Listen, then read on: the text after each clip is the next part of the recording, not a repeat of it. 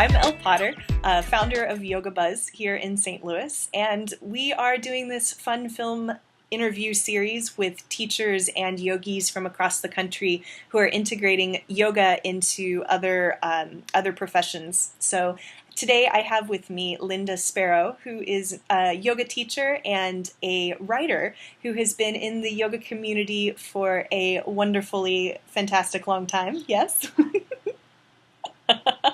And so, hi, Linda. Thank you for Hi. chatting with me. Oh, my pleasure. Thanks for inviting me. Yeah.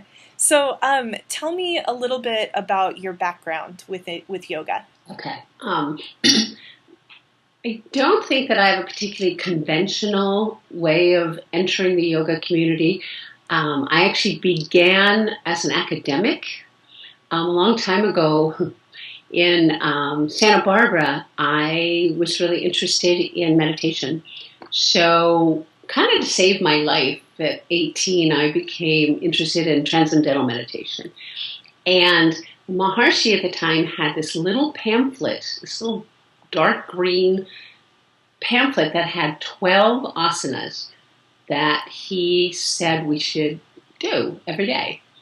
And I said they were sort of dumb, but I did them anyway. But what I really wanted was I really wanted to be enlightened. And I kept separating the physical practice with the meditation practice until a couple years later, where I met a professor who was a very, very deeply immersed in the sort of ancient tradition of yoga and the Vedas, and he just sort of changed my life. He just would talk to me. We walked the Mission Santa Barbara, and he'd talk to me about the teachings, and we'd chant Sanskrit. And so that really became the basis of my practice. And then when in the 1990, 91, when I went to Yoga Journal, I started in earnest in Iyengar Yoga. I have to say it was really hard. Because I just kept separating that, like, this is my body, and how come I can't do these poses, and all these other people are standing on their hands, and with my meditation practice over here, until very slowly I realized that it was about integrating everything into practice into my body. So then I went on to, be in the editorial community, writing books. I started teaching about maybe 15 years ago, and I love it. So I teach regular public classes. I teach teachers, so I'm a guest teacher in teacher training programs a lot, talking about how to move deeper teachings into your teaching, and also how to create your own practice that serves you. And then my heart's work is working with women with cancer. And we do retreats, 5-day retreats, that are a combination of Tibetan meditation, yoga, the Dharma, art, dance, all that good stuff. Very cool. So tell me a little bit more about those retreats that you lead and your work with women with cancer. Well, they started out, gosh, we've been doing them 9 years now. I started out working with women with breast cancer, and most of the women that I worked with were on a path of, they were really sort of done with their treatment, they were in recovery, and we needed to find a way back into the body that didn't feel so fraught or so traumatized. So we blended some asana, both really restorative and a little bit active to kind of get into the body, But then I was invited to help start a program at Shambhala Mountain Center for women with all kinds of different cancers. And I have to say, all along the path, from very first diagnosis to recovery to recurrence to dying. And the very first year I did it, I had 65 women, and I was the only yoga teacher. And I was just panicky because I didn't think I had anything to teach them. I had all of these sequences, so, like lymphedema, I'm going to do this, I'm going to do that. And I thought, none of this matters. So what would it be like to just bring them into their bodies and explore what is and what isn't? And what would that be like? And so I was so freaked out that my first morning that I came into this shrine that they have, and I thought, I have nothing to say, I have nothing to teach. And I just sat down, and all these women came and sat down, and as soon as we looked at each other, we all knew that it was just yoga and that it was about building relationships. It was so lovely. These women went from having wigs on and all these clothes and being so like contracted around their pain and afraid of each other. Like, what if they catch that recurrence, right? Right. To suddenly be finding the space to hold everything that they were and everything they felt. So the wigs came off, the clothes came off, little tank tops appeared, and people were sitting on each other's laps, and there was such a tenderness and an eagerness to share and to connect that it was just so life-changing for all of us. I know. So it's been 9 years. We're coming into our 10th year, and we may actually bring it to the East Coast next. Eileen Fisher, the clothing maven, has provided thousands of dollars in scholarships for women because so many, and literally 90% of the women who come to our retreats have some kind of financial aid. Because, a lot of times when we're sick, it's hard enough for women to think we're worth it. Right. Right? Yeah. It's even worse when you're ill and you feel like, you've already caused enough separation, pain, and cost money. And so it's really hard. And so she says, okay, here's scholarship funds, and then we've raised money to help women with travel costs, and it's been pretty awesome. Oh, that's so cool. I think the hardest thing is that when the women go home, they're so excited about continuing yoga because it's really brought them so much ease. And we all know how stress can really exacerbate disease, right? And make us sicker. So they go home and they say, oh my gosh, this is going to be so awesome. I'm going to take yoga every day. They go to their yoga studio and it's the worst experience ever because they walk in and all of these live bodies are doing things, and they move into vinyasa, they move into whatever. And women leave there feeling worse about themselves than they did when they walked in the door. So my whole thing in yoga is how to change that dynamic, how to change how we approach the practice. Absolutely. And I think that's a big piece of what makes yoga intimidating and seemingly inaccessible to so many, whatever their story and their background is coming in and just being like, what are you guys doing? Is this circus? I'm doing what? Exactly. Yeah. And it's the less sexy yoga. I think that's part of it too. And so there's less of it on schedules at studios. And so supporting that so that can grow, or taking yoga into a library or a community center space. Yeah, exactly. And it's hard because there's a bit of a stigma about doing yoga outside of a yoga studio, and I think that it still exists for a lot of people. Like going to the Y or going to a community center, people go, it's not really yoga. Right. But in a yoga studio, I remember someone said to me that she has to have, a studio owner said, she has to have enough vinyasa classes to fill the studio space in whatever hour, whatever time she chooses. She has to have enough of those to then be able to do yoga in a broader way. Yeah. Yeah, the restorative classes are generally the first ones to go off of the schedule because there's, not enough people coming. Exactly. And I think that one of the things that I know I discovered in teaching this population is I have to completely switch up what yoga means. Yeah. What does it even mean to do yoga? Yeah. And for people like the women, and the name of the retreat is Courageous Women, Fearless Living. And these women there's a lot of trauma inherent in disease. Yeah.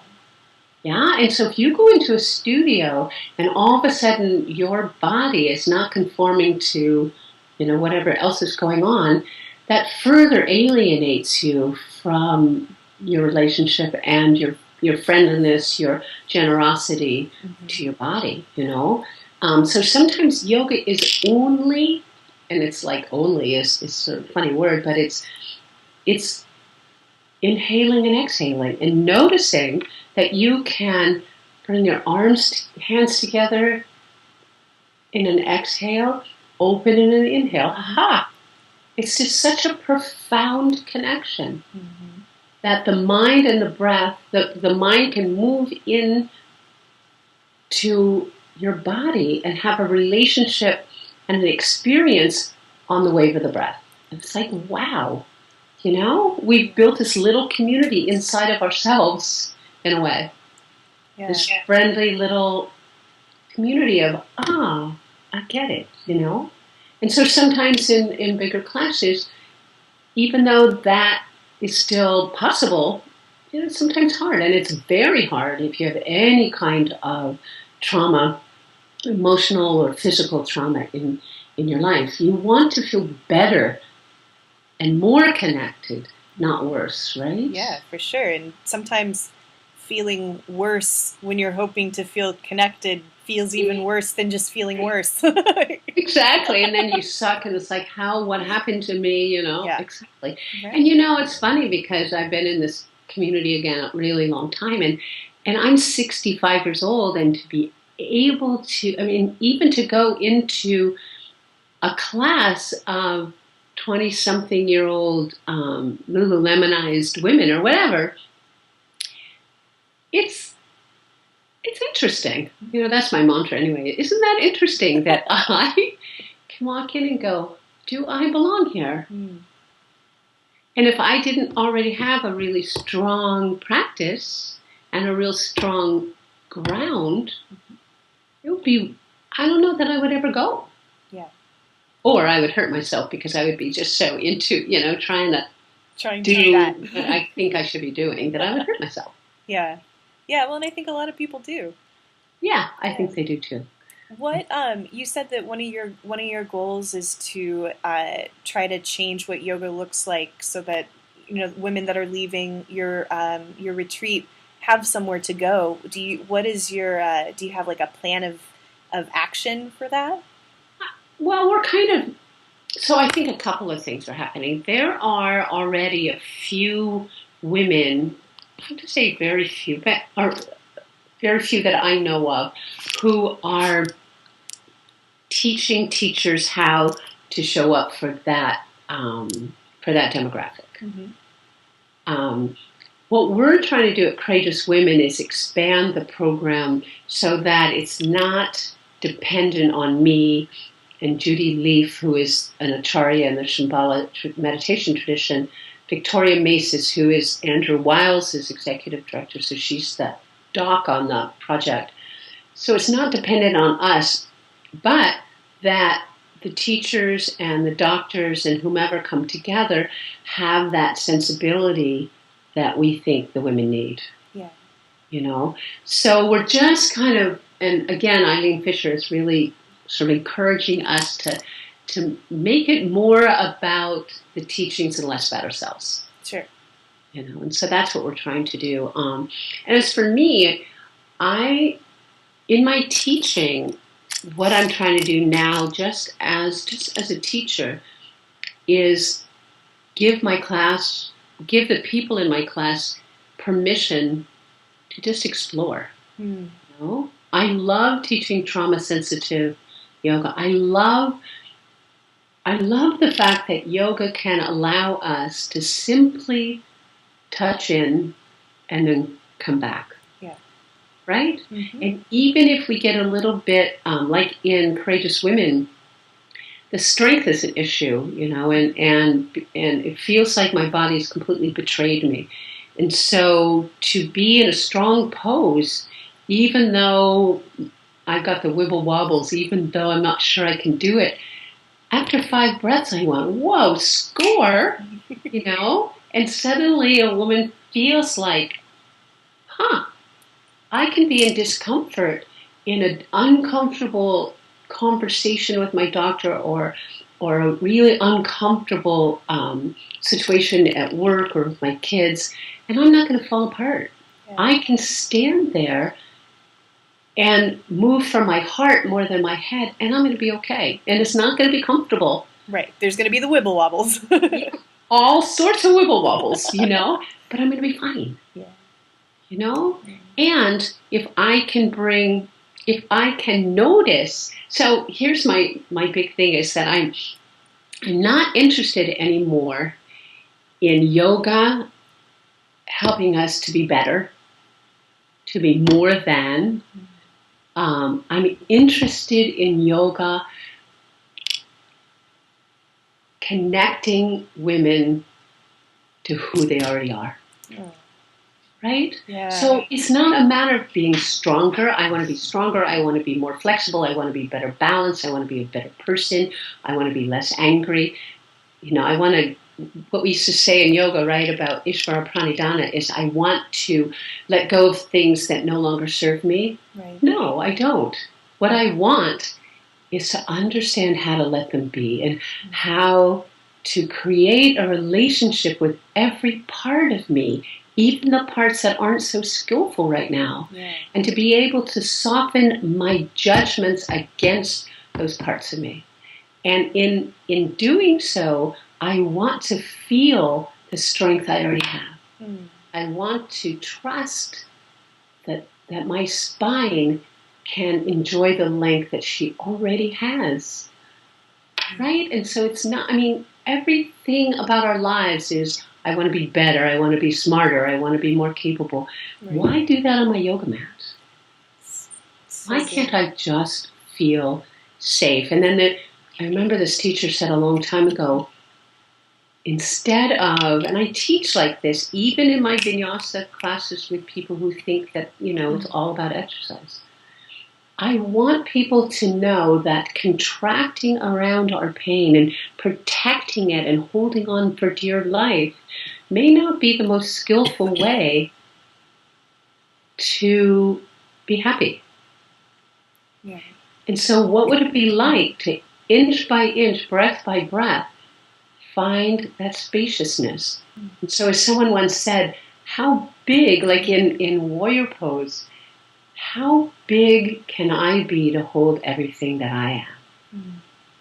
And why can't yoga teach us that? Yeah. David Emerson says a lot of very cool stuff in his book on trauma-sensitive yoga, Yeah, that's a good one. That yoga, no matter whom we teach, whatever population we choose, it's not up to us to tell our students what to feel, to tell them what to do, to assist them in moving this over here to over there. It's really our job as teachers to make space. Yeah.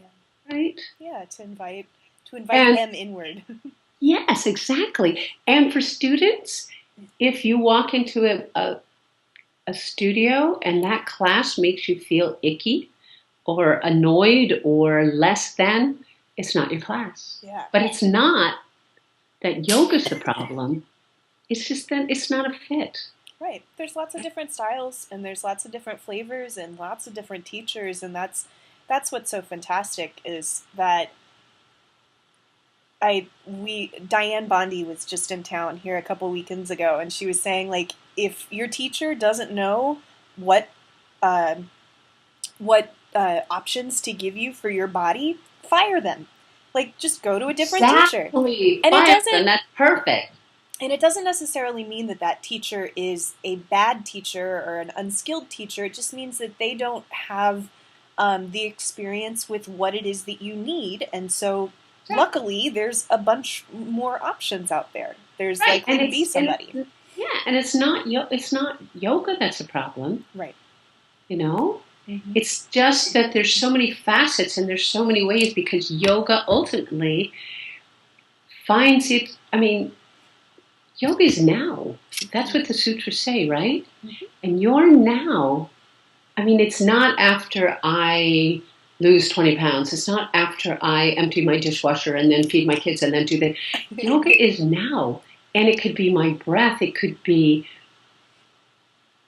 anything, right? Mm-hmm. And so if I go into a class and for some reason there's not that connection, it just means that she's not or he's not meeting me where I am. And so there are other teachers, there's other yoga, there's other, ways. Right. Absolutely. And to separate the breath and meditation from the asana practice makes that disconnect even worse. Yeah, absolutely. Absolutely. Because it doesn't have to be complicated for it to be effective. Exactly. And if you have been separated from your breath, from, sort of from your body, you're not going to know when something's not appropriate. Yeah. Until you go, whoa, what just happened to me? Yeah. I feel worse. Right. I did an hour. What? It must be me. Right. I'm such a loser. I can't even do yoga or whatever. Yeah. Yeah. So what's really exciting right now is that there are so many people beginning to say, wait, let's stop. Let's see where yoga can move next. It always morphs to serve the population it's ready to serve. Yeah. And so as it changes and morphs, where's it going next? And to see what you're doing in St. Louis, to see what Sean and everyone's doing off the mat, there's so many people going, you know what? It's just time. Yeah. Well, and it's time, and it's going to have to be me. And it's going to have to be, the other person who thinks it's going to have to be me. Like, for there to be change, somebody has to do it. And so leading the way, and the community. There needs to be more opportunities to train teachers to do that. Yeah. And I have to say, there are some good things coming out, I think, like that. But ultimately, too, you have to have a really strong personal practice. Yeah. Because if you can't internalize, if you can't feel the benefits of yoga, you can't teach them. Mm-hmm. And that doesn't mean that I can't teach headstand or handstand if I don't do it anymore. That doesn't mean that. But I can't, if I can't embody those teachings, then I might as well just go teach aerobics with a bunch of yoga shapes, and that's awesome. Right. But it's not the true teachings. And it's not ultimately going to serve the population that I want to serve. Yeah. Absolutely. Yeah. It's been so wonderful talking to you. Oh, it's so fun to reconnect. Thank you. Delightful.